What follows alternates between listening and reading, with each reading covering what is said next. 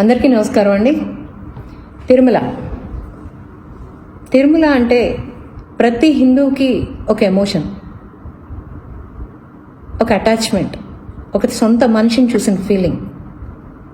విగ్రహంగా ఎవరు చూడరండి, ప్రాణం ఉన్న మనిషిగానే చూస్తాం. నేనైతే మా తండ్రిలాగా కనెక్ట్ అవుతాను. నేను తెలుసా మీకు, అంత ఇష్టం నాకు వెంకటేశ్వర స్వామి అంటే. నా చిన్నతనం నుంచి నాకు ఏ చిన్న కష్టం వచ్చినా వెంకటేశ్వర స్వామి ముందు కూర్చుని బాధపడుతూ ఉంటాను. నాకు వెంటనే సొల్యూషన్ దొరుకుతూ ఉంటుంది. నేను అంత నమ్ముతాను వెంకటేశ్వర స్వామిని. 2 సార్లు ఇక్కడ అమరావతి నుంచి తిరుమల దాకా పాదయాత్ర చేసిందాన్ని నేను. 7 సార్లు మెట్ల పూజ చేసుకునేదాన్ని నేను. 22 సార్లు తిరుమలకి నడిచిందాన్ని నేను. ఇలా ఎంతో మంది మనోభావాలు ఉంటాయి. ఒక మంచి జరిగినా ఆయన దగ్గరికే వెళ్తాం, ఒక చెడు జరిగినా ఆయన దగ్గరికే వెళ్తాం, మన బాధ చెప్పుకుంటాం, పరిష్కారం లభిస్తుంది. అలాంటి ఒక తిరుమలని కొన్ని కోట్ల మంది మనోభావాలని దెబ్బతీస్తూ ఇవాళ అక్కడ ఒక అరాచకమైన పని చేశారు. మేము తిన్నామన్న ఫీలింగ్ కన్నా మా స్వామివారికి పెట్టారే అన్న బాధ ఎక్కువగా ఉంది. అంత అపచారం ఎలా చేయగలిగారు మీరు అని. జగన్మోహన్ రెడ్డి, నీకు దైవం అంటే నమ్మకం లేకపోయి ఉండొచ్చు, నీకు నీ క్రిస్టియానిటీ అంటే నమ్మకం ఉండుండొచ్చు. అఫ్కోర్స్ అది నీ ఇష్టం.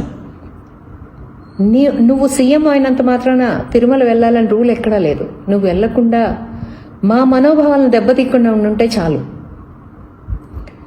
కానీ నువ్వు వెళ్ళి ప్రజల్ని మోసం చేస్తూ నాకు అన్ని మతాలు ఒకటే అని చెప్పి నువ్వు మోసం చేసే తీరులో నువ్వు తిరుమల వెళ్ళి అక్షంతలు వేయంగానే ఇలా ఇలా ఇలా ఇలా అనుకున్న తీరు ప్రజలందరూ చూశారు. ప్రసాదం పెడితే మీ ఆవిడ గారు పొట్లాలు కడతా ఉంటుంది.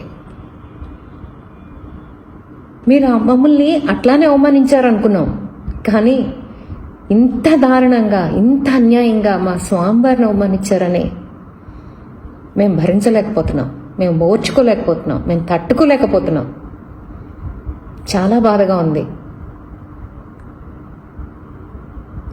ఎప్పటికైనా నువ్వు దీనికి శిక్షణ అనుభవిస్తావు. దీన్ని కప్పిపుచ్చుకోవడం కోసం ఇందాక ప్రెస్ మీట్ పెట్టి నువ్వు ఏదేదో చెప్తున్నావు చూడు, అది నీ మనస్సాక్షికి కూడా తెలుసు అది అబద్ధం అని. దేవుడి దగ్గరికి వెళ్లాల్సి వస్తుందని చెప్పి దేవుడి గుడినే సెట్టింగ్గా వేయించుకున్న మహానుభావుడు ఎవరైనా ఉన్నారంటే అది నువ్వు. నీ నమ్మకం లేనితనాన్ని, అంటే నీ కన్ను ఏ బిల్డింగ్లు చూసినా నీకు నీ భార్యకి ఎక్కడైనా వాటి మీద పడిపోద్దంట, వాళ్ళు ఇవ్వాలని నువ్వు డిమాండ్ చేస్తారంట మీరు. అలాగే మీ కన్ను తిరుమల కొండ మీద పడినట్టుంది. ఆ తిరుమల కొండను కూడా ఆక్యుపై చేసుకోవడానికి మీరు ఇదంతా రాతాంతం చేస్తున్నారనే చెప్పాలి. ఇందాక ఏదో చెప్తున్నావు, 3 టెస్టులు దాటాలి, 3 టెస్టులు దాటితేనే వస్తుంది లోపలికి. టెస్టులు చేసేవాడే మీ వాడైతే ఇంకేం వస్తుంది లోపలికి, ఇంకేం అవుతాయి?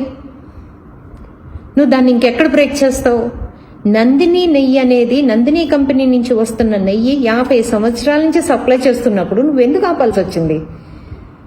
రేటు తగ్గినంత మాత్రం నువ్వు సేవ్ చేసింది ఏంటి? సోమవారం డబ్బు సోమవారం పెట్టడానికి నీకు వచ్చిన దబ్బుడా ఏంటి? నీకు వచ్చిన మాయరోగం ఏంటి? అది ఆయన డబ్బే కదా, నీ జేబులోంచి నువ్వేం పెట్టట్లేదు కదా. పవిత్రంగా శుద్ధంగా ఆయనకి నైవేద్యం కైంకర్యం చేయడానికి నీకు చేతులు రాలేదంటే ఆ చేతులు పడిపోను. నిజంగా చెప్తున్నాను, తొందరలోనే నువ్వు అనుభవిస్తావు, ఖచ్చితంగా అనుభవిస్తావు. ఇన్ని కోట్ల మంది మనోభావాలతో నువ్వు ఆడుకుంటున్నావు చూడు, దీనికి త్వరలోనే సమాధానం దొరుకుతుంది. అందరికీ సమాధానం చెప్పాల్సిన బాధ్యత నీకుంది. నువ్వు వచ్చి కూర్చొని బోట్లు గీట్లు అంట ఎదవముండా కబుర్లు చెప్పమాక. బాబుగారు ఇసుక ఏదో చేశారంట, నదిలో ఎవరు రాయల్లి నది మధ్యలోకి వెళ్ళి ఇసుక చేసేది? పనికి మాలిన వెదవ. ఇసుక చేశారా బాబుగారు? పోనీ బాబుగారు ఇసుక చేస్తే 3 బోట్లు 4 బోట్లతోనే చేస్తారా? మిగిలిన బోట్లు ఏమైనాయి? ముండమోపి ఎదవా.